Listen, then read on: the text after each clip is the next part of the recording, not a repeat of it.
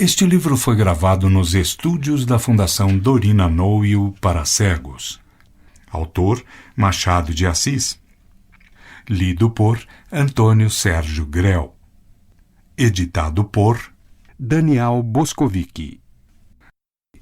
Cherchez la femme. Nota: AE 15 de agosto 1881. Quem inventou esta frase como uma advertência própria a devassar a origem de todos os crimes era talvez um ruim magistrado, mas com certeza excelente filósofo. Como arma policial, a frase não tem valor, ou pouco e restrito, mas aprofundai-a e vereis tudo o que ela abrange, vereis a vida inteira do homem. Antes da sociedade, antes da família, antes das artes e do conforto, antes das belas rendas e sedas que constituem o sonho da leitora assídua deste jornal, antes das valsas de Strauss, dos huguenotes de Petrópolis, dos landaus e das luvas de pelica, antes, muito antes do primeiro esboço da civilização, toda a civilização estava em germen na mulher. Neste tempo ainda não havia pai, mas já havia mãe. O pai era o varão adventício, erradio e fero que se ia sem curar da prole que deixava. A mãe ficava, guardava consigo o fruto do seu amor casual e momentâneo, filho de suas dores e cuidados, mantinha-lhe a vida. Não desvia a leitora os seus belos olhos deste infante bárbaro, rude e primitivo. É talvez o milionésimo avô daquele que lhe fabricou agora o seu véu de Malines ou Bruxelas, ou, provável conjectura, é talvez o milionésimo avô de Meyerbeer, a não ser que o seja do Sr. Gladstone ou da própria leitora. Se quereis procurar a mulher, é preciso ir até lá. Até esse tempo, doni luce mutu, antes dos primeiros albores. Depois regressai, vinde rio abaixo dos séculos, e onde quer que pareis, a mulher vos aparecerá com seu grande influxo, algumas vezes maléfico, mas sempre recusável. Achá-la-eis na origem do homem e no fim dele, e se devêssemos aceitar a original teoria de um filósofo, ela é quem transmite a porção intelectual do homem. Assim, amável leitora, quando alguém vier dizer-vos que a educação da mulher é uma grande necessidade social, não acrediteis que é voz da adulação, mas da verdade. O assunto é, de certo, prestadio à declamação, mas a ideia é justa. Não vos queremos para reformadoras sociais, Não vos queremos para reformadoras sociais, evangelizadoras de teorias abstrusas, que mal entendeis, que em todo caso desdizem do vosso papel. Mas entre isso e a ignorância e a frivolidade há um abismo. Enchamos esse abismo. A companheira do homem precisa entender o homem. A graça da sociedade deve contribuir para ela mais do que com o influxo de suas qualidades tradicionais. Enfim, é preciso que a mulher se descative de uma dependência que lhe é imortal, que não lhe deixa muita vez outra alternativa entre a miséria e a devassidão. Vindo à nossa sociedade brasileira, urge dar à mulher certa orientação que lhe falta. Duas são as nossas classes feminis, uma crosta elegante, fina, superficial, dada ao gosto das sociedades artificiais e cultas. Depois, a grande massa ignorante, inerte, virtuosa, mas sem impulsos e, em caso de desamparo, sem iniciativa nem experiência. Esta tem jus a que lhe deem os meios necessários para a luta da vida social, e tal é a obra que ora empreende uma instituição antiga. Nesta cidade, que não nomeio porque está na boca de todos, e aliás vai indicada noutra parte desta publicação, a ocasião é excelente. Para uns apanhados de estilo, uma exposição grave e longa do papel da mulher no futuro, para uma dissertação acerca do valor da mulher, como filha, esposa, mãe, irmã, enfermeira e mestra, tudo lardeado dos nomes de Ruth e Cornélia, Recamier e Marquesa de Alorna.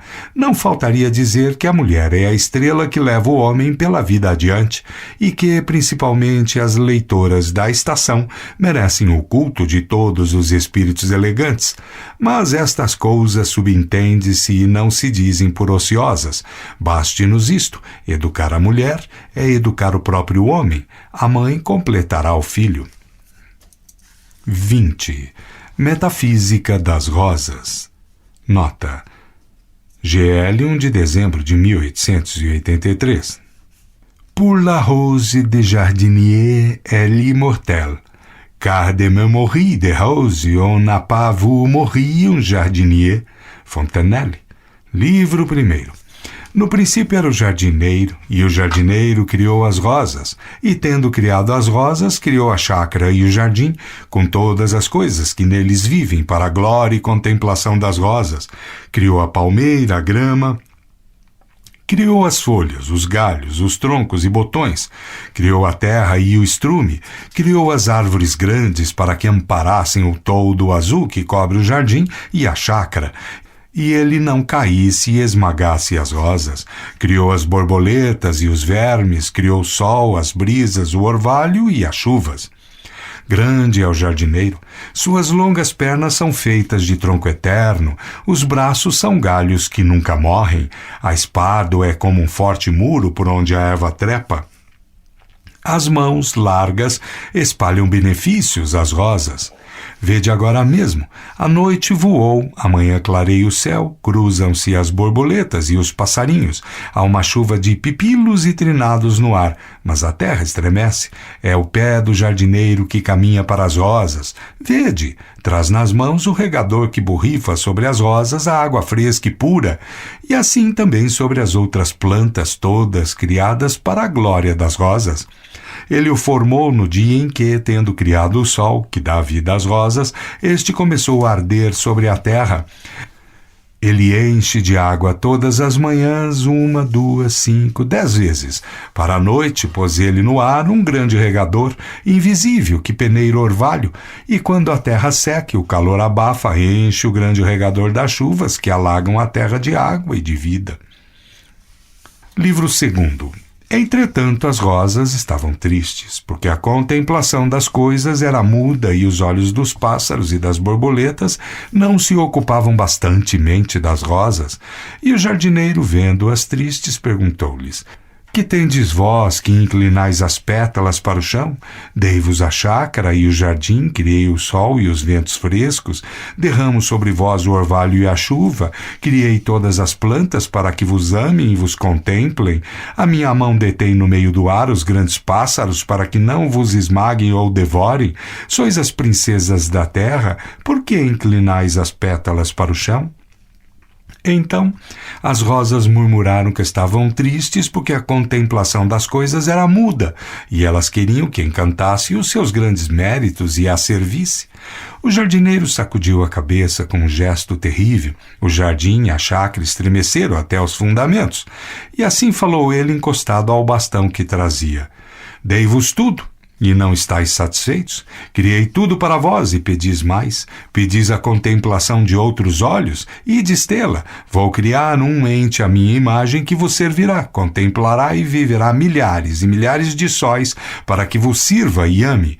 E dizendo isto, tomou de um velho tronco de palmeira e de um facão. No alto do tronco abriu 2 fendas iguais aos seus olhos divinos, mas abaixo outra igual à boca. Recortou as orelhas, alisou o nariz, abriu-lhe os braços, as pernas, as espáduas, e tendo feito o vulto, soprou-lhe em cima e ficou um homem. E então lançou mão de um tronco de laranjeira, rasgou os olhos e a boca, contornou os braços e as pernas e soprou-lhe também em cima e ficou uma mulher.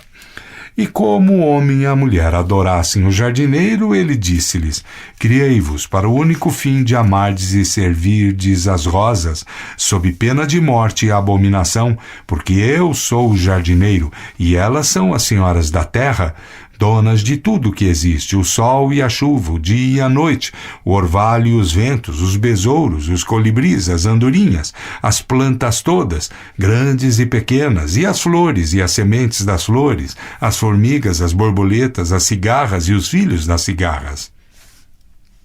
Livro 3º. O homem e a mulher tiveram filhos, e os filhos outros filhos, e disseram entre si: o jardineiro criou-nos para amar e servir as rosas. Façamos festas e danças para que as rosas vivam alegres. Então viveram à chácara e ao jardim, e bailaram e riram, e giraram em volta das rosas, cortejando-as e sorrindo para elas. Vieram também outros e cantaram em verso os merecimentos das rosas.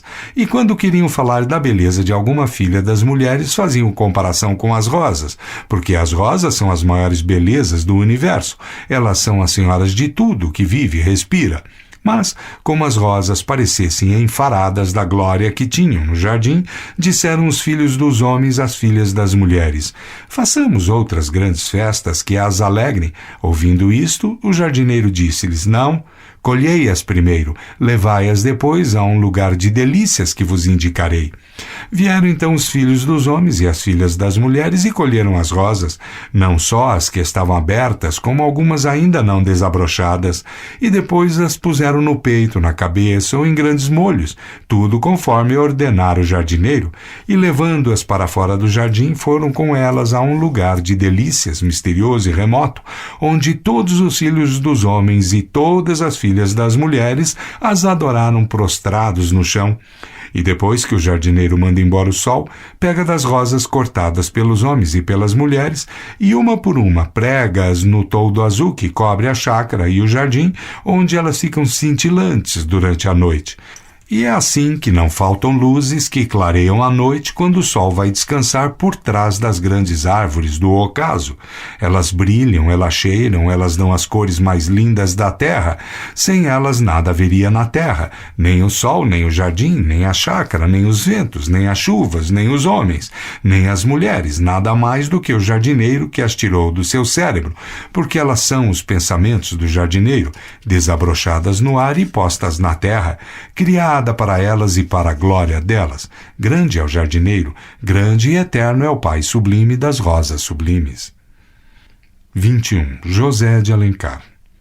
Nota: RL 5 de dezembro 1883, comemorativa do 6º aniversário da morte de Alencar. Fim de nota. Cada ano que passa é uma expansão da glória de José de Alencar. Outros apagam-se com o tempo, ele é dos que fulguram a mais e mais serenamente, sem tumulto, mas com segurança.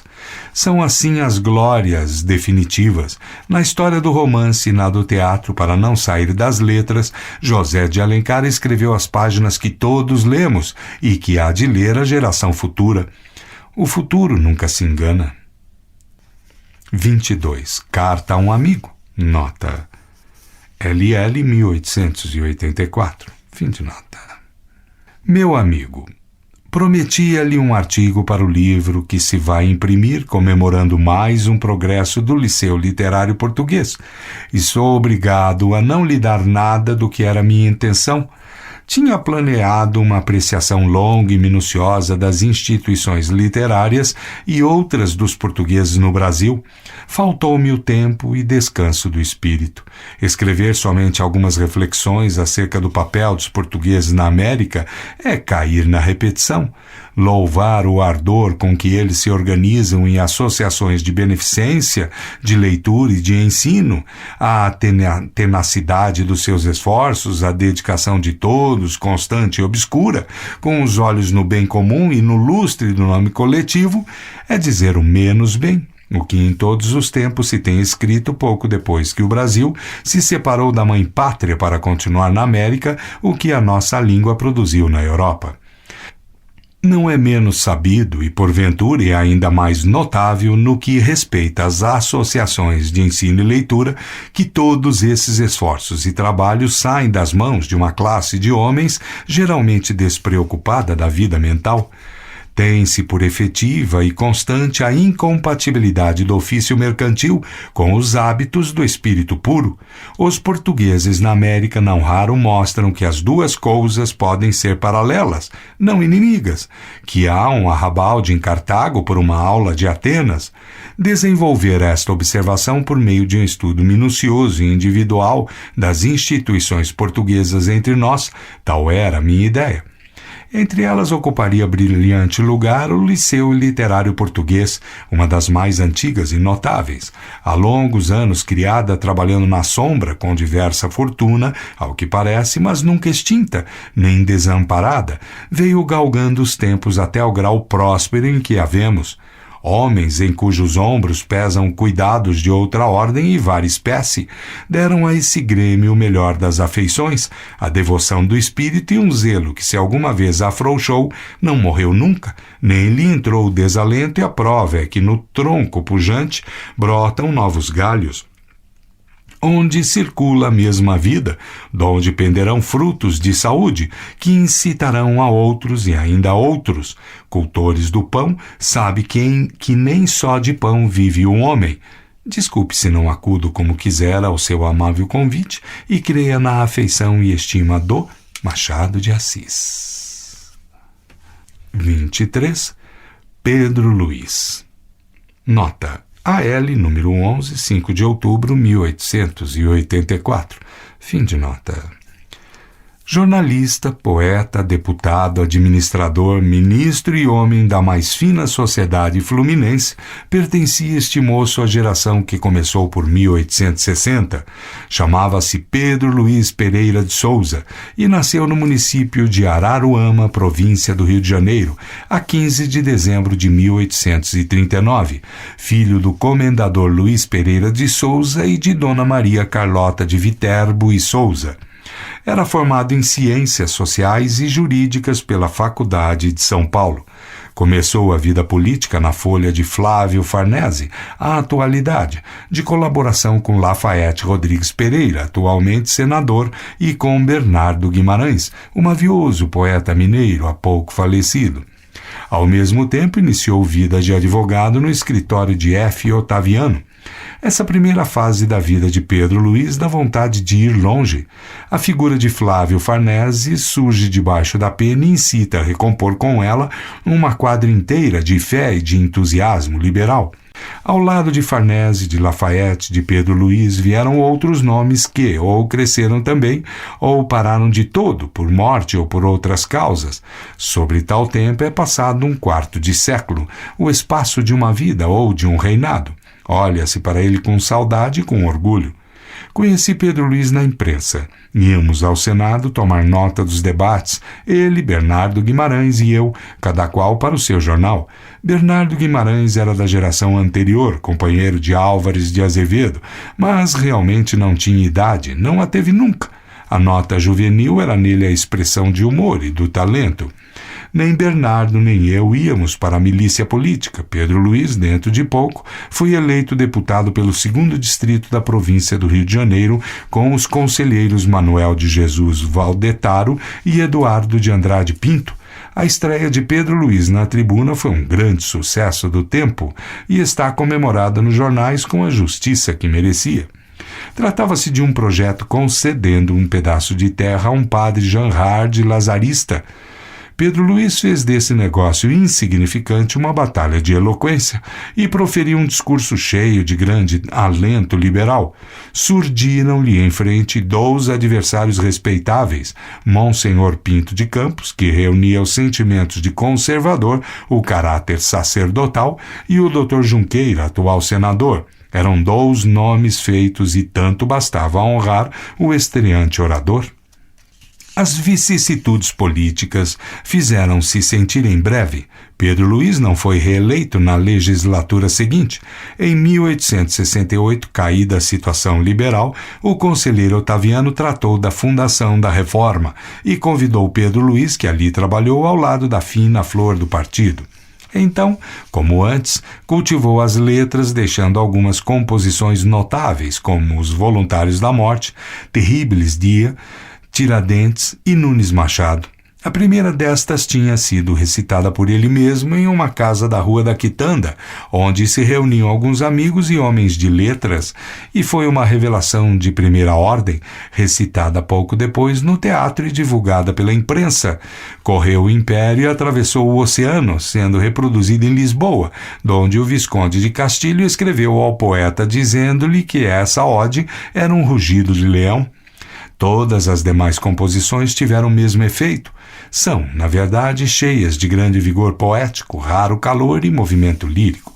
Não tardou que a política ativa o tomasse inteiramente. Em 1877 subiu ao poder o Partido Liberal e ele tornou a Câmara dos Deputados representando a província do Rio de Janeiro. A 28 de março de 1880, organizando o senhor senador Saraiva, o seu ministério, confiou a Pedro Luiz a pasta dos negócios estrangeiros, para a qual pareciam indicá-lo especialmente as qualidades pessoais. Nem ocupou somente essa pasta, foi sucessivamente ministro interino da Marinha, do Império e da Agricultura. No Ministério da Agricultura, que ele regeu 2 vezes, e a segunda por morte do conselheiro Buarque de Macedo, encontramo-nos os dois trabalhando juntos, como em 1860, mas ele agora ministro de Estado e eu tão somente oficial de gabinete.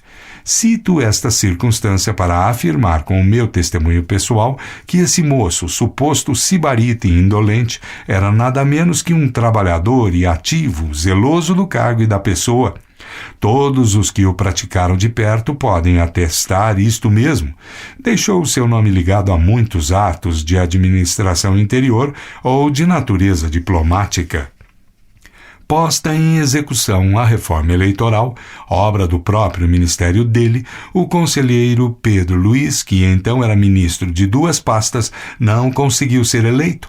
Aceitou a derrota com o bom humor que lhe era próprio, embora tivesse de padecer na legítima ambição política, mas estava moço e forte e a derrota era das que laureiam. Não ter algumas centenas de votos é apenas não dispor da confiança de outras tantas pessoas, coisa que não prejuga nada. O desdouro seria cair mal e ele caiu com gentileza. Pouco tempo depois, foi nomeado presidente da província da Bahia, donde voltou enfermo com a morte em si. Na Bahia, deixou verdadeiras saudades, era estimado de toda a gente, respeitado e benquisto. O organismo, porém, começou a deperecer e o repouso e tratamento tornaram-se-lhe indispensáveis. Alcançou a demissão do cargo e regressou à vida particular. Faleceu na sua fazenda da Barra Mansa, às 4 horas da madrugada, no dia 16 de julho do corrente ano de 1884. Era casado com Dona Amélia Valim Pereira de Souza, filha do comendador Manuel de Aguiar Valim, fazendeiro do município de Bananal e chefe ali do Partido Conservador. Um dos jornais do Rio de Janeiro mencionou esta circunstância. Tal era a amenidade do caráter de Pedro Luiz que, a despeito de suas opiniões políticas, seu sogro o prezava e distinguia muito, assim como outros muitos fazendeiros importantes daquele município, sem distinção de partido. Ninguém que o praticou intimamente deixou de trazer a impressão de uma verdadeira personalidade, podendo acrescentar-se que ele não deu tudo o que era de esperar do seu talento e que valia ainda mais do que a sua reputação. Posto que um tanto cético, era sensível, profundamente sensível, tinha instrução variada, gosto fino e puro, nada trivial nem xoxo, era cheio de bons ditos e observador como raros. 24 Arthur Barreiros, nota. A.S. 21 de fevereiro de 1885, carta Valentim Magalhães. Fim de nota. Meu caro Valentim Magalhães, não sei que lhe diga que possa adiantar ao que sabe do nosso Arthur Barreiros. Conhecemo-lo tanto basta para dizer que o amamos. Era um dos melhores da sua geração, inteligente, estudioso, severo consigo, entusiasta das coisas belas, dourando essas qualidades com um caráter exemplar e raro. E se não deu tudo o que podia dar foi porque cuidados de outra ordem lhe tomaram espírito nos últimos tempos. Creio que, entendo a vida repousada, aumentaria os frutos do seu talento, tão apropriado aos estudos longos e solitários e ao trabalho polido e refletido. A fortuna, porém, nunca teve grandes olhos benignos para o nosso amigo, e a natureza que o fez probo não o fez insensível. Daí algumas síncopes do ânimo e umas intermitências de misantropia, a que viera arrancá-lo ultimamente a esposa que tomou e os 2 filhinhos que lhe sobrevieram. Essa mesma fortuna parece ter ajustado as coisas de modo que ele, tão austero e recolhido, deixasse a vida em pleno carnaval. Não era preciso tanto para mostrar o contraste e a confusão das coisas humanas. Não posso lembrar-me dele sem recordar também outro Arthur, o Arthur de Oliveira. Ambos tão meus amigos. A mesma moléstia os levou aos 30 anos, casados de pouco. A feição do espírito era diferente neles, mas uma coisa os aproxima. Além da minha saudade, é que também o Arthur de Oliveira não deu tudo o que podia, e podia muito.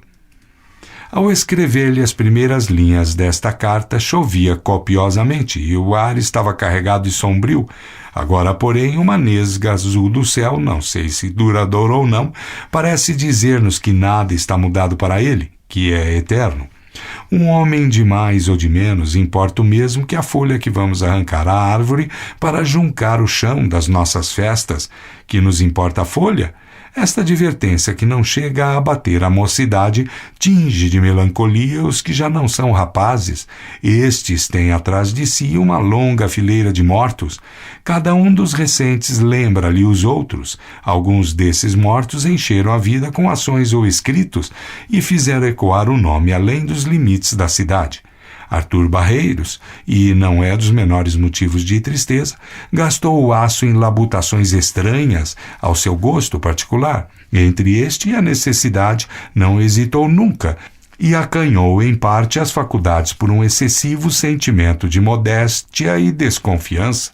A extrema desconfiança não é menos perniciosa que a extrema presunção. As dúvidas são traidoras, escreveu Shakespeare, e pode-se dizer que muitas vezes o foram com o nosso amigo. O tempo dar-lhe-ia completa vitória, mas o mesmo tempo levou, depois de longa e cruel enfermidade. Não levará a nossa saudade, nem a estima que lhes devemos. Machado de Assis. 25. Antes a rocha Tarpeia. Nota. AG 1887. Como é que me achei ali em cima? Era um pedaço de telhado inclinado, velho, estreitinho, com 5 palmos de muro por trás. Não sei se fui ali buscar alguma coisa, parece que sim, mas qualquer que ela fosse tinha caído voado, já não estava comigo. Eu é que fiquei ali no alto, sozinho, sem nenhum meio de voltar abaixo. Começara a entender que era pesadelo, já lá vão alguns anos. A rua ou estrada em que se achava aquela construção era deserta. Eu, do alto, olhava para todos os lados, sem descobrir sombra de homem. Nada que me salvasse, pau nem corda. E aflito de um para o outro lado, vagaroso, cauteloso, porque as telhas eram antigas e também porque o menor descuido far-me-ia escorregar e ir ao chão. Continuava a olhar ao longe, a ver se aparecia um salvador. Olhava também para baixo, mas a ideia de dar um pulo era impossível. A altura era grande, a morte certa. De repente, sem saber de onde tinham vindo, via embaixo algumas pessoas, em pequeno número, andando, umas da direita, outras da esquerda. Bradei de cima, a que passava mais perto. «Ó Senhor, acuda-me!» Mas o sujeito não ouviu nada e foi andando. Bradei a outro e outro, todos iam passando, sem ouvir a minha voz. Eu, parado, cosido ao muro, gritava mais alto, como um trovão. O temor ia crescendo, a vertigem começava, e eu gritava que me acudissem, que me salvassem a vida. Pela escada, corda, um pau, pedia um lençol, ao menos, que me apanhasse na queda. Tudo era vão. Das pessoas que passavam só restavam 3, depois 2, depois 1. Bradei a essa última com todas as forças que me restavam. Acuda! Acuda! Era um rapaz, vestido de novo, que ia andando e mirando as botas e as calças. Não me ouviu, continuou a andar e desapareceu. Ficando só, nem por isso cessei de gritar. Não via ninguém, mas via o perigo. A aflição era já insuportável, o terror chegara ao paroxismo. Olhava para baixo, olhava para longe, bradava que me acudissem e tinha a cabeça tonta e os cabelos em pé.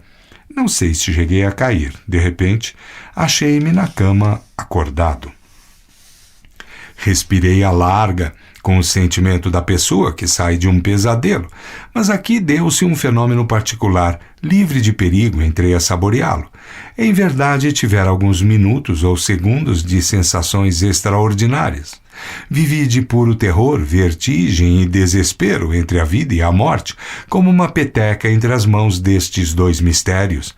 A certeza, porém, de que tinha sido sonho dava agora outro aspecto ao perigo e trazia à alma o desejo vago de achar-me nele outra vez. Que tinha, se era sonho? E assim, pensando, com os olhos fechados, meio adormecido, não esquecer as circunstâncias do pesadelo e a certeza de que não chegaria a cair, acendeu de todo o desejo de achar-me outra vez no alto do muro, desamparado e aterrado. Então apertei muito os olhos para não despertar de todo e para que a imaginação não tivesse tempo de passar a outra ordem de visões. Dormi logo. Os sonhos vieram vindo aos pedaços, aqui uma voz, ali um perfil, grupos de gente, de casas, um morro, gás, sol, 30.000 coisas confusas que se coziam e descoziam. De repente, vi um telhado, lembrei-me do outro, e como dormira com a esperança de reatar o pesadelo, tive uma sensação misturada de gosto e pavor.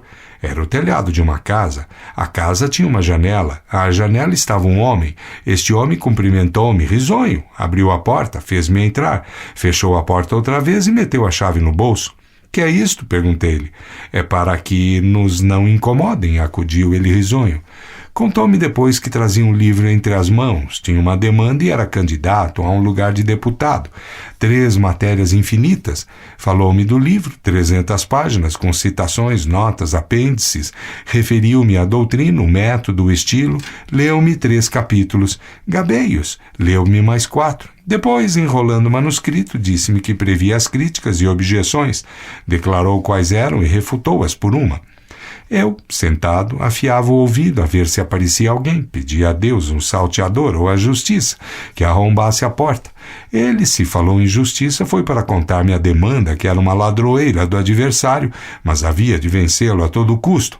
Não me ocultou nada, ouvi o motivo e todos os trâmites da causa, com anedotas pelo meio, uma do escrivão, que estava vendida ao adversário, outra de um procurador, as conversações com os juízes, 3 acórdãos e os respectivos fundamentos.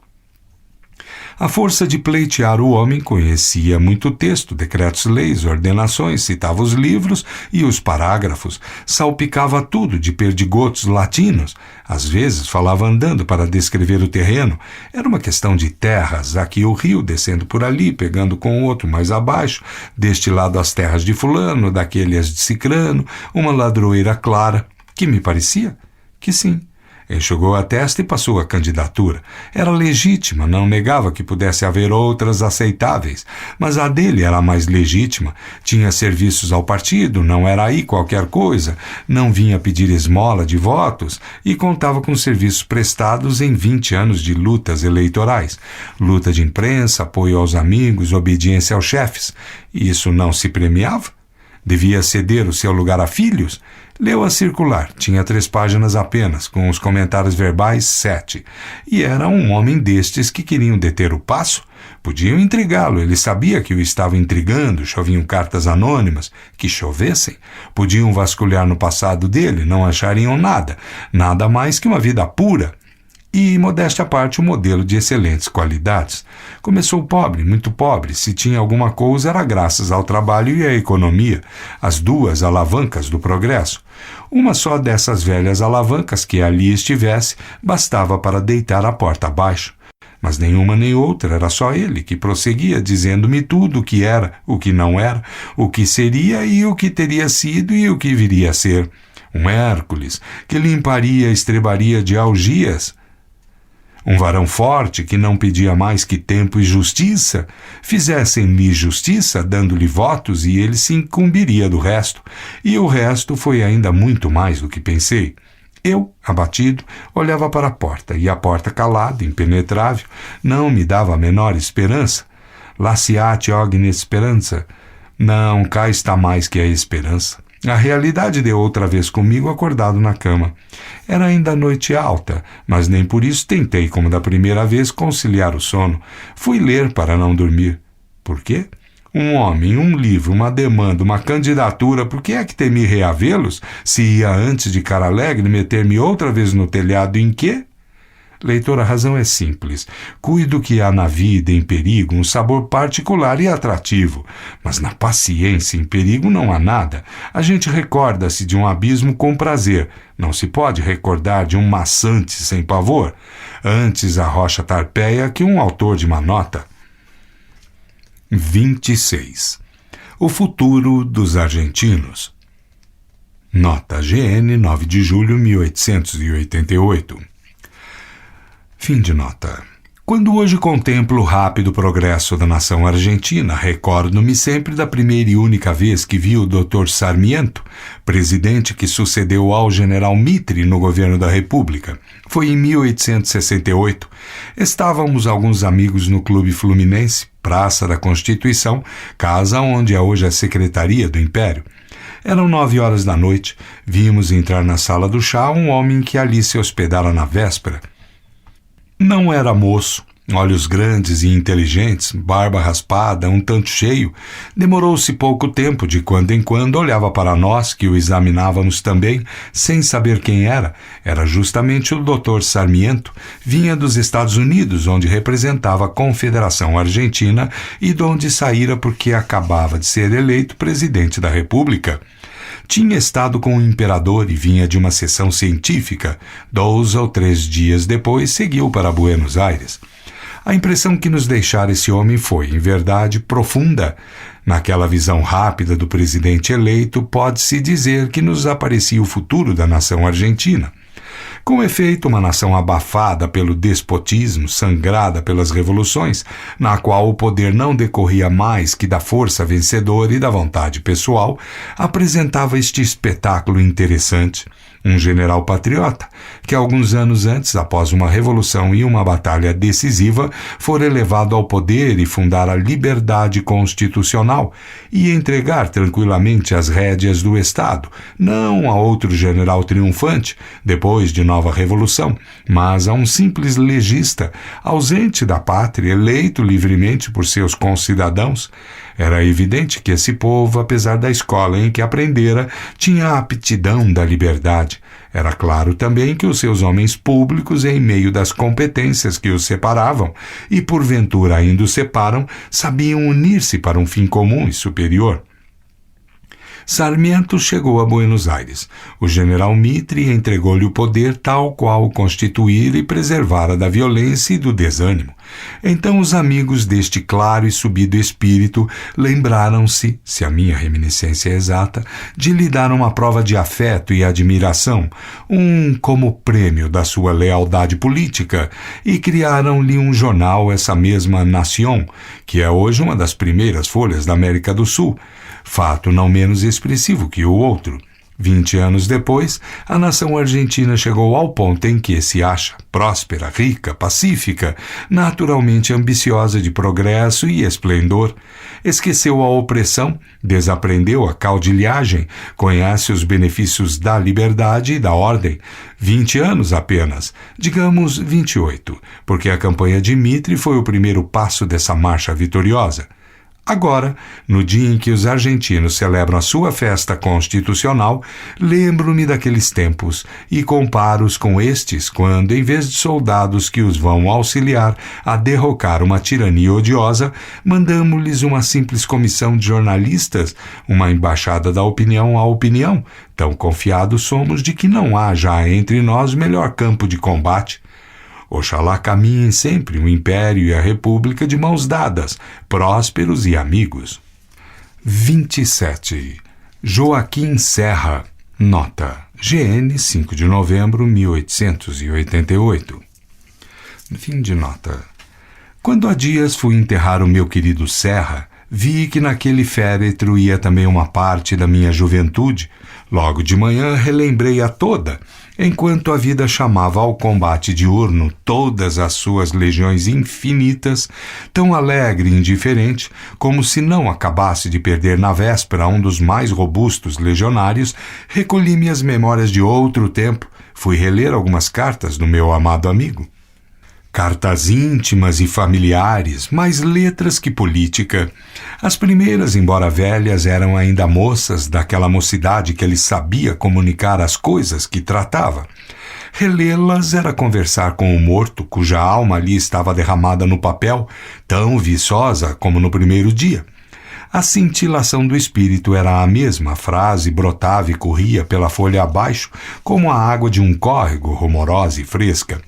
os dedos que tinham lavrado aquelas folhas de outro tempo, quando os vi depois cruzados sobre o cadáver, lívidos e hirtos, não pude deixar de os contemplar longamente, recordando as páginas públicas que trabalharam e que ele soltou ao vento, ora com o desperdício de um engenho fértil, ora com a tenacidade de apóstolo, versos sobre versos, prosa e mais prosa, artigos de toda a casta, políticos, literários, o epigrama fino, o epíteto certo ou jovial, e durante os últimos anos a luta pela abolição. Tudo caiu daqueles dedos infatigáveis, prestadios tão cheios de força como de desinteresse. A morte trouxe ao espírito de todos o contraste singular entre os méritos de Joaquim Serra e os seus destinos políticos. Se a vida política é como as demais vida universal, uma luta em que a vitória há de caber ao mais aparelhado, aí deve estar a explicação do fenômeno. Podemos concluir, então, que não bastam o talento e a dedicação, se não é que o próprio talento pode faltar, às vezes, sem dano algum para a carreira do homem. A posse de outras qualidades pode ser também negativa para os efeitos de combate. Serra possuía a virtude do sacrifício pessoal e muito cedo a aprendeu e cumpriu, segundo o que ele próprio mandou me dizer um dia da Paraíba do Norte, em 10 de março de 1867. Já te escrevi algumas linhas acerca da minha adiada viagem em maio. Foi mister. Não sei mesmo como se exigem sacrifícios da ordem daqueles que ultimamente se me têm exigido. Se eu contasse tudo, talvez não acreditarias. Enfim, não te verei em maio, mas hei de ir ao Rio este ano. Não me referiu nem então nem depois outras particularidades, porque também possuía o dom de esquecer, negativo e impróprio da vida política.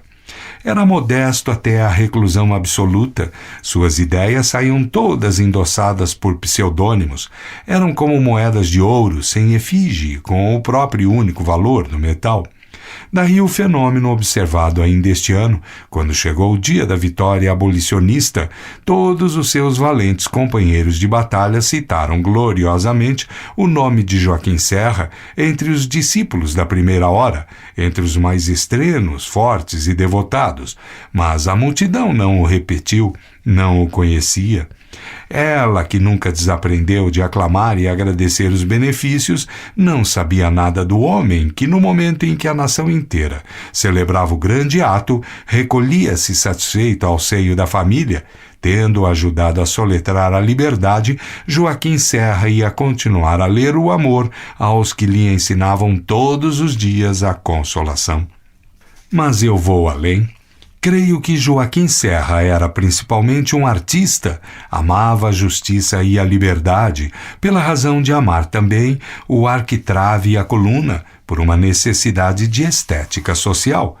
Onde outros podiam ver artigos de programa, intuitos partidários, revolução econômica, Joaquim Serra via uma retificação e um complemento, e porque era bom e punha em tudo a sua alma inteira, pugnou pela correção da ordem pública, cheio daquela tenacidade silenciosa, se assim se pode dizer, de um escritor de todos os dias, intrépido e generoso, sem pavores, sem reproche. Não importa, pois, que os destinos políticos de Joaquim Serra hajam desmentido dos seus méritos pessoais. A história destes últimos anos lhe dará um couto luminoso. Outro, sim, recolherá mais de uma amostra daquele estilo tão dele, feito de simplicidade e sagacidade, correntil, franco, fácil, jovial, sem afetação nem reticências. Não era o humor de Swift, que não sorri sequer. Ao contrário, nosso querido morto ria largamente. Ria como Voltaire, com a mesma graça transparente e fina, e sem o fel de umas frases nem a vingança cruel de outras, que compõem a ironia do velho filósofo. 28. A morte de Francisco Otaviano. Nota: GN, 29 de maio, 1889. Fim de nota. Morreu um homem. Homem pelo que sofreu, ele mesmo o definiu em belos versos, quando disse que passar pela vida sem padecer era ser apenas um espectro de homem, não era ser homem. Raros terão padecido mais, nenhum com resignação maior, homem ainda pelo complexo de qualidades superiores de alma e de espírito, de sentimentos e de raciocínio raros e fortes, tais que o aparelharam para a luta, que o fizeram artista e político, mestre da pena elegante e vibrante. Vous êtes un homme, Monsieur Goethe, foi a saudação de Napoleão ao criador do Fausto. E o nosso Otaviano, que não trocara a alma pela juventude, como o herói alemão, mas que a trouxera sempre verde, a despeito da dor cruel que o roía, que não desaprendera na alegria boa e fecunda, nem a faculdade de amar, de admirar e de crer, que adorava a pátria como a arte, o nosso Otaviano era deveras um homem. A melhor homenagem àquele egrégio espírito é a tristeza dos seus adversários. 29. Secretaria da Agricultura, 11 de setembro de 1890. Nota. Publicações a pedido da GN, 12 de setembro de 1890. Fim de nota. O senhor Dr. João Brígido escreveu no Libertador do Ceará, de 20 do mês findo, um artigo a que é mister dar alguma resposta. Não recebi a folha, mas várias pessoas a receberam, naturalmente com o artigo marcado, como está no exemplar que um amigo me fez chegar às mãos. Este sistema não é novo, mas é útil, é o que se pode chamar uma carta anônima assinada. Trata-se das Minas da Viçosa. O senhor João Brígido é advogado de Antônio Rodrigues Carneiro, que contende com o barão de Ibiapaba. De duas petições deste há certidões, uma do senhor Barão de Guimarães, meu respeitável antecessor, datada de 9 de janeiro de 1889, e outra minha, datada de 18 de maio. Pouco depois de expedida a segunda, escreveu-me o senhor Dr. João Brígido, dizendo que a certidão de janeiro dava as duas petições assinadas pelo senhor conselheiro Tristão de Alencar Araripe, como procurador, e a de maio pelo Dr. Arthur de Alencar Araripe, filho daquele cidadão. Concluía assim: uma das duas certidões, portanto, há de não ser verdadeira, e dá-se o caso de ter sido induzido um erro. Ou você ou o senhor Barão de Guimarães, pelo oficial que extraiu uma das duas certidões. Trazendo este fato ao conhecimento de você, cuja probidade folgo de reconhecer, peço-lhe a explicação que julgar razoável, e sendo preciso me obrigo a produzir os 2 documentos que estão a se desmentirem. Respondi que, tendo verificado nas petições aludidas que a assinatura era justamente a do Dr. Arthur de Alencar Araripe, não podia suspeitar do oficial que extraiu a certidão. Acrescentei que o empregado que extraíra a primeira já não estava na secretaria e concluí que não podia adiantar mais nada. Contentou-se o senhor Dr. João Brígido com a resposta, tanto que, chegando do Ceará para tratar da questão das minas, veio ter comigo e falou-me não uma nem duas, mas muitas vezes, e sempre o achei cortês e afável. Ouvi-lhe a história do litígio da Viçosa, sobre a qual me deu vários folhetos. Pediu-me umas certidões e, dizendo-lhe o senhor doutor Tomás Cochrane, chefe da seção por onde corre a questão, que as certidões só podiam ser dadas depois que os papéis baixassem do gabinete do senhor ministro. Aceitou a resposta naturalmente, sem fazer nenhuma objeção, que seria escusada. Ao retirar-se para o Ceará, veio despedir-se sem ressentimento, menos ainda indignação. Eis aparece agora o artigo do Libertador em que o senhor Dr. João Brígido me acusa pela carta que lhe escrevi há 1 ano pela demora das certidões.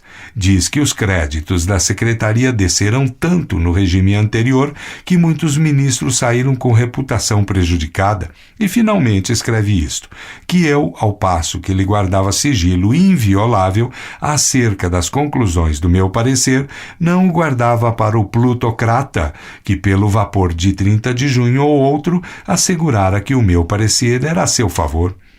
Não sei o que assegurou o senhor Barão de Ibiapaba, a quem só de vista conheço. Desde, porém, que eu afirmo que jamais confiei a ninguém sobre nenhum negócio da secretaria, a minha opinião dada ou por dar nos papéis que examino, e desafio a que alguém me diga o contrário, creio responder suficientemente ao artigo do senhor Dr. João Brígido. Plutocrata exprime bem a insinuação maliciosa do Sr. Dr. João Brígido e o processo de Filipe de Macedônia, frase empregada no mesmo período, ainda melhor exprime o seu pensamento. Eu sou mais moderado, faço ao Sr. Dr. João Brígido a justiça de crer que em tudo o que escreveu contra mim não teve a menor convicção. 30. Henrique Chaves. Nota OA número 20, maio 1893. Fim de nota. Henrique Chaves é um desmentido a duas velhas superstições. Nasceu em dia 13, sexta-feira. Não podia nascer pior, e entretanto é um dos homens felizes deste mundo. Em vez de ruins fadas em volta do berço cantando-lhe o coro melancólico dos caiporas, desceram anjos do céu que lhe anunciaram muitas coisas futuras para os que nunca viram Lisboa e têm pena como poeta. Henrique Chaves é ainda um venturoso, nasceu nela. Enfim, conta apenas 44 anos, feitos em janeiro último.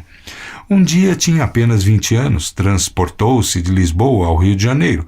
Para explicar esta viagem é preciso remontar ao primeiro consulado de César. Este grande homem, assumindo aquela magistratura, teve ideia de fazer publicar os trabalhos do Senado romano. Não era ainda a taquigrafia, mas com boa vontade, boa e muita, podemos achar ali o germe deste invento moderno.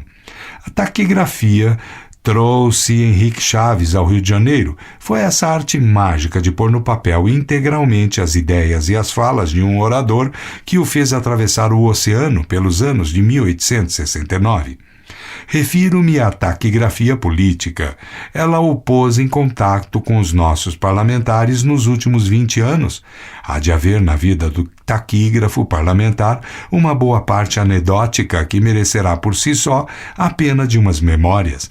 As emendas bastam as emendas, dos discursos às posturas novas, o trabalho do toucador, as trunfas desfeitas e refeitas, com os grampos da erudição ou dos cabelos apenas alisados. Basta só isso para caracterizar o modo de cada orador e dar-nos perfis interessantes. Um velho taquígrafo contou-me quase com lágrimas um caso muito particular. Passou-se há 30 anos. Um senador, orador medíocre, fizeram um discurso mais que medíocre, 30 dias antes de acabar a sessão. Recebeu as notas taquigráficas no dia imediato e só as restituiu 3 meses depois da sessão acabada. O discurso vinha todo por letra dele e não havia uma só palavra das proferidas. Era outro e pior. Ajuntai a esta parte anedótica aquela outra de psicologia que deve ser a principal, como a estatística das palavras, um estudo dos oradores cansativos, apesar de pausados, ou por isso mesmo, e dos que não cansam, posto que velozes. Mas uma coisa é o ganha-pão, outra é a vocação. Henrique Chaves trazia nas veias o sangue do jornalismo, tem a facilidade, a naturalidade, o gosto e o tato precisos a este ofício tão árduo e tão duro. Pega de um assunto primeiro à mão, o preciso, o do dia, e compõe o artigo com aquela presteza e lucidez que a folha diária exige e com a nota própria da ocasião. Não lhe peçam longos períodos de exposição nem deduções complicadas. Cai logo em médias res, com a regra clássica dos poemas. As primeiras palavras parecem continuar uma conversação. O leitor acaba supondo ter feito um monólogo. Não esqueçamos que o seu temperamento é o da própria folha em que escreve, a Gazeta de Notícias, que trouxe ao jornalismo desta cidade outra nota e diversa feição. 20 anos antes de encetar a carreira, não sei se o faria, ao menos com igual amor. A imprensa de há 30 anos não tinha este movimento vertiginoso. A notícia era como a rima de Boileau, un esclave aîné doit qu'obéir. Teve seu 13 de maio e passou da posição subalterna à sala de recepção. Os 44 anos de Henrique Chaves podem subir a 66, nunca passarão dos 22. Não falo por causa de ilusões, ninguém lhe as peça, que é o mesmo que pedir um santo ao diabo. Uma das feições do seu espírito é a incredulidade a respeito de um sem número de coisas que se impõem pela aparência. Outra feição é a alegria. Ele ri bem e largo, comunicativamente. A conversação é viva e lépida. Considerai que ele é o avesso do medalhão. Considerai também que é difícil saber aturar uma narração enfadonha com mais fina arte. Não se impacienta, não suspira, puxa o bigode. O narrador cuida que é um sinal de atenção e ele pensa em outra coisa. 31. Henrique Lombaerts. Nota. AE, 15 de julho de 1897. Fim de nota. Durante muitos anos, entretive com Henrique Lombaerts as mais amistosas relações. Era um homem bom e bastava isso para fazer sentir a perda dele, mas era também um chefe cabal da casa herdada de seu pai e continuada por ele com tanto zelo e esforço, posto que enfermo nunca deixou de ser o mesmo homem de trabalho, tinha amor ao estabelecimento que achou fundado, fez prosperar e transmitiu ao seu digno amigo e parente atual chefe. A Estação e outras publicações acharam nele editor esclarecido e pontual. Era desinteressado em prejuízo dos negócios e cuja frente esteve até o último dia útil da sua atividade. Não é demais dizer que foi um exemplo a vida deste homem, um exemplo especial, porque no esforço continuado e eficaz ao trabalho de todos os dias e de todas as horas, não juntou o ruído exterior, relativamente expirou obscuro. O tempo que lhe sobrava da direção da casa era dado à esposa, e quando perdeu a esposa, as suas recordações de viúvo. 32. Ferreira de Araújo, Rio de Janeiro, 20 de setembro de 1900. Nota. GN, 21 de setembro de 1900. Carta Henrique Chaves. Meu caro Henrique, esqueçamos a morte do nosso amigo. Nem sempre haverá tamanho contraste entre a vida e a morte de alguém. Araújo tinha direito de falecer entre uma linha grave e outra jovial, como indo a passeio, risonho e feliz. A sorte determinou outra coisa. Quem o via por aquelas noitadas de estudante e o acompanhou de perto ou de longe na vida de escritor, de cidadão e de pai de família, sabe que não se perdeu nele somente um jornalista emérito e um diretor seguro. Perdeu-se também a perpétua alegria. Ninguém desliga dele essa afeição característica. Ninguém esqueceu as boas horas que ele fazia viver ao pé de si. Nenhum melancólico praticou com ele que não sentisse de empréstimo outro temperamento. Vimo-lo debater os negócios públicos, expor e analisar os problemas do dia com a gravidade e a ponderação que eles impunham. Mas o riso vinha prestes retomar o lugar que era seu, e o bom humor expelia a cólera e a indignação deste mundo. Tal era o condão daquela mocidade. A madureza não alterou a alegria dos anos verdes. Na velhice ele seria como a planta que se agarra ao muro antigo. E porque esta virtude é ordinariamente gêmea da bondade, o nosso amigo era bom. Se teve desgostos, e devia tê-los porque era sensível, esqueceu-os depressa. O ressentimento era-lhe insuportável. Era desses espíritos feitos para a hora presente que não padecem das ânsias do futuro e escassamente terão saudades do passado. Bastam-se a si mesmos na mesma hora que vai passando, viva e garrida, cheia de promessas eternas. Mal se compreende que uma vida assim acabasse tão longa e doloridamente, mas, refletindo melhor, não podia ser de outra maneira. A inimizade entre a vida e a morte tem gradações. Não admira que uma seja feroz na proporção da lepidez da outra. É o modo de balancear as duas colunas da escrita. Agora que ele se foi, podemos avaliar bem as qualidades do homem. Esse polemista não deixou um inimigo. Pronto, fácil, franco, não poupando a verdade, não infringindo a cortesia, liberal sem partido, patriota sem confissão, atento aos fatos e aos homens, cumpriu o seu ofício com pontualidade, largueza de ânimo e aquele estilo vivo e conversado que era um encanto dos seus escritos. As letras foram os primeiros ensaios de uma pena que nunca as esqueceu inteiramente. O teatro foi a sua primeira sedução de autor. Vindo à imprensa diária, não cedeu ao acaso, mas à própria inclinação do talento. Quando fundou esta folha, começou alguma coisa que, trazendo vida nova ao jornalismo, ia também com seu espírito vivaz e saltitante, de vária afeição, curioso e original. Já está dito e redito o efeito prodigioso desta folha, desde que apareceu. Podia ser a novidade, mas foram também a direção e o movimento que ele lhe imprimiu. Nem se contentou de si e dos companheiros da primeira hora. Foi chamando a todos os que podiam construir alguma coisa, os nomes feitos e as vocações novas. Bastava falar a língua do espírito para vir a esta assembleia, ocupar um lugar e discretear com os outros. A condição era ter o alento da vida e a nota do interesse. Que poetasse, que contasse, que dissesse do passado, do presente ou do futuro, da política ou da literatura, da ciência ou das artes, que maldissesse também, contanto que dissesse bem ou com um bom humor, e a todos aceitava e buscava para tornar a Gazeta um centro comum de atividade. A todos esses operários bastava fazê-los companheiros, mas era difícil viver com Araújo sem acabar amigo dele.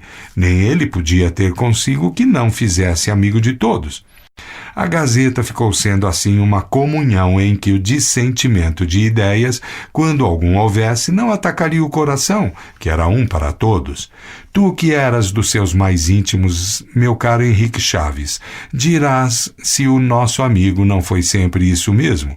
Quanto à admiração e afeição públicas, já todas as vozes idôneas proclamaram o grau em que ele as possuiu, sem quebra de tempo, nem reserva de pessoa.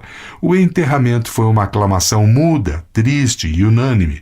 As exéquias de manhã de Leão, o último adeus da terra e da sua terra. Machado de Assis. 33. A Paixão de Jesus. Nota. JC, 1º de abril, 1904. Fim de nota. Quem relê neste dia os evangelistas, por mais que os traga no coração ou de memória, acha uma comoção nova na tragédia do Calvário. A tragédia é velha, os lances que a compõem passaram, desde a prisão de Jesus até a condenação judaica e a sanção romana. As horas daquele dia acabaram com a noite de sexta-feira, mas a comoção fica sempre nova, por mais que os séculos se tenham acumulado sobre tais livros. A causa, independente da fé que acende o coração dos homens, bem se pode dizer de duas ordens. Não é preciso falar de uma. A história daqueles que, pelos tempos adiante, vieram confessando a Jesus, padecendo e morrendo por ele, e o grande espírito soprado do Evangelho ao mundo antigo, a força da doutrina, a fortaleza da crença, a extensão dos sacrifícios, a obra dos místicos, tudo se acumula naturalmente diante dos olhos, como efeito daquelas páginas primitivas. Não menos surge à vista o furor dos que combateram pelos séculos fora as máximas cristãs ouvidas, escritas e guardadas, alguma vez esquecidas, outras desentendidas, mas acabando sempre por animar as gerações fiéis. Tudo isso, porém, que será história ulterior, é neste dia dominado pela simples narração evangélica. A narração basta. Já lá vai a entrada de Jesus em Jerusalém, escolhida para o drama da paixão. A carreira estava acabada. Os ensinamentos do jovem profeta corriam as cidades e as aldeias, e todos se podiam dizer compendiados naquele sermão da montanha, que, por palavras simples e chãs, exprimia uma doutrina moral nova, a humildade e a resignação, o perdão das injúrias, o amor dos inimigos, a prece pelo que calunia e persegue, a esmolas escondidas, a oração secreta. Nessa prédica da montanha, a lei e os profetas são confessados, mas a reforma é proclamada aos ventos da terra.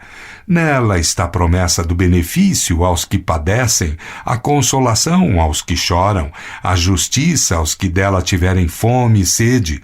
Jerusalém destina-se a vê-lo morrer. Foi logo à entrada quando gente do povo correu a receber Jesus, juncando o chão de palmas e ramos e aclamando o nome daquele que lhe vinha trazer a boa nova. Foi desde logo que os escribas e fariseus cuidaram de lhe dar perseguição e morte, não o fazendo sem demora, por medo do povo que recebia a Jesus com hosanas de amor e de alegria. Jesus reatou então os seus atos e parábolas, mostrando o que era e o que trazia no coração. Os fariseus viram que ele expelia do templo os que lá vendiam e compravam, e ouviram que pregava no templo ou fora dele a doutrina com que vinha extirpar os pecados da terra. Alguma vez as imprecações que lhe saíam da boca eram contra eles próprios. Ai de vós, escribas e fariseus hipócritas, porque devorais as casas das viúvas, fazendo longas orações. Ai de vós, escribas e fariseus, porque alimpais o que está por fora do copo e do prato, e por dentro estáis cheios de rapinas e de imundícies. Ai de vós, escribas e fariseus hipócritas, porque rodeais o mar e a terra por fazerdes um prosélito, e depois de o terdes feito, fazeis em dobro mais digno do inferno de que vós. Era assim que bradava contra os que dali tinham saído alguma vez a outras partes, a fim de o enganar e enlear, e ouviram que ele os penetrava e respondia com que era acertado e cabido. As imprecações seguiram assim muitas e ásperas, mas de em volta com elas a alma boa e pura de Jesus voltava aquela doce e familiar metáfora contra a cidade de Jerusalém. Jerusalém, que matas os profetas e apedrejas os que te são enviados, quantas vezes quis eu ajuntar teus filhos, do modo que a uma galinha recolhe debaixo das asas os seus pintos, e tu não o quiseste. A diferença que vai desta fala grave e dura àquele sermão da montanha em que Jesus incluiu a primeira ingênua oração da futura igreja, claramente mostra o desespero do jovem profeta de Nazaré. Não havia esperar de homens que a tal ponto abusavam do templo e da lei, e em nome de ambos afivelavam a máscara de piedade para atrair os que buscavam as doutrinas antigas de Israel. Sabendo que tinha de morrer, às mãos deles, não lhes quis certamente negar o perdão que viessem a merecer, mas condenar neles a obra da iniquidade e da perdição. Todo o mal recente de Israel estava nos que se davam falsamente por defensores do bem antigo. A comoção nova que achamos na narração evangélica abrange o espaço contado da ceia à morte de Jesus. Judeus futuros, ainda de hoje, ao passo que negam a culpa da sua raça, confessam não poder ler sem mágoa essa página sombria. Em verdade, a melancolia do drama é grande, não menor que a do próprio Cristo, quando declara ter a alma mortalmente triste. Era já depois da ceia, naquele horto de Getsêmani, a sós com Pedro e mais 2, enquanto os outros discípulos dormiam, foi ali que lhe confessou aquela profunda aflição. Tinha já predito a proximidade da morte, a aversão dos escribas e fariseus, indo a crescer com o poder moral do Nazareno, punha em ação o desejo de o levar ao julgamento e ao suplício, e cumprir assim o prenúncio do jovem mestre. Tudo foi realizado. A noite não acabou sem que, pela traição de Iscariotes, Jesus fosse levado à casa de Anás e Caifás e, pela negação de Pedro, se visse abandonado dos seus amigos. Ele predissera os 2 atos, que um pagou pelo suicídio e o outro pelas lágrimas do arrependimento. Talvez ambos pudessem ser dispensados, não menos o primeiro que o segundo, por mais que o grupo dos discípulos escondesse o mestre aos olhos dos inimigos. Se assim fosse, o suplício seria igualmente certo, mas a tragédia divina não teria aquela nota humana. Nem tudo é lealdade, nem tudo é resistência na mesma família. A parte humana nasceu ainda, não já naqueles que deviam amor a Jesus, senão nos que o perseguiam. Tal foi esse processo de poucas horas. Jesus ouviu o interrogatório dos seus atos religiosos e políticos. Era acusado de querer destruir a lei de Moisés e não aceitar a dominação romana, fazendo-se rei dos judeus. Mestre, devemos pagar o imposto a César? Tinham-lhe perguntado antes para arrastá-lo alguma palavra de rebelião.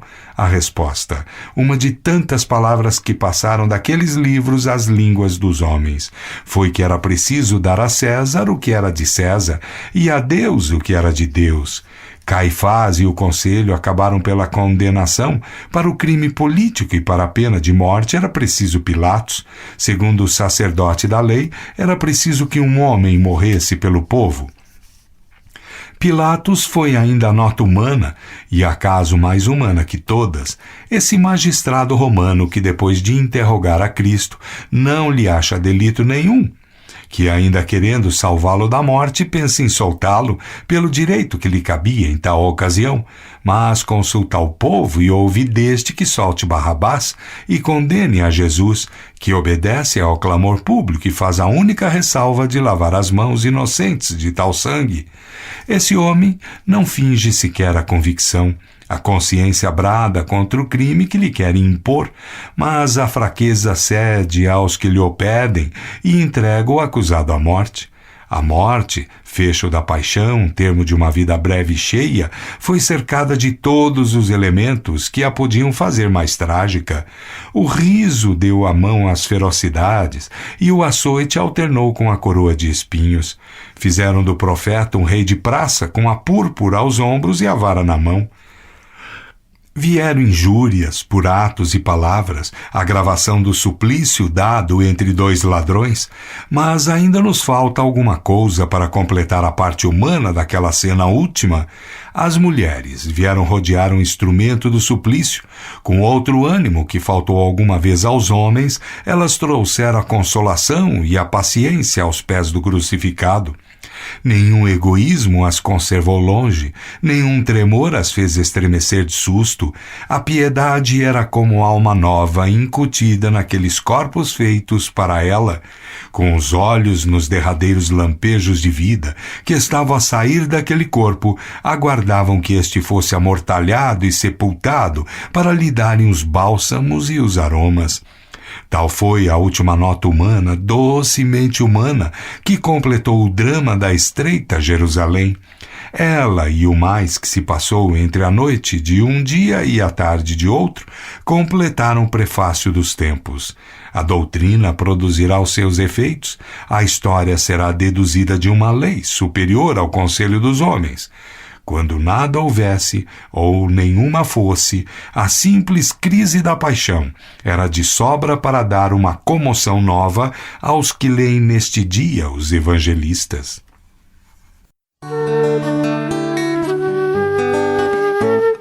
Para ler este livro, acesse www.projetolivrolivre.com